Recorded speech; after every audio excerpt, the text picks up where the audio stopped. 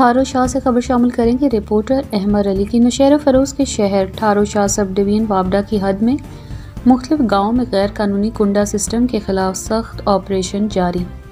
Operation में मुख्तलिफ एजेंसियों के साथ वाबडा SDO ठारो शाह अब्दुल रहीम फुल पोटो और एग्जीक्यूटिव इंजीनियर नौशेरा फरोज सैयद शाहिद हुसैन शाह की रहनुमाई में secretary Mohammad Younis Khanzada, vice chairman Niaz Sahto, joint secretary Rana Mohammad Akram Rajput समेत सिटी LS और LS जमान महेसर शामिल थे।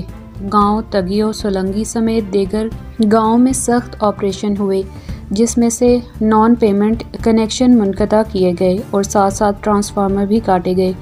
SDO ठारो शाह अब्दुल रहीम फुलपोटो ने मीडिया से गुफ्तगू करते कहा कि सैयद शाहिद हुसैन शाह की रहनुमाई में यह ऑपरेशन जारी है और किसी भी किस्म की बिजली चोरी करने वालों के खिलाफ फौरी कार्रवाई की जाएगी।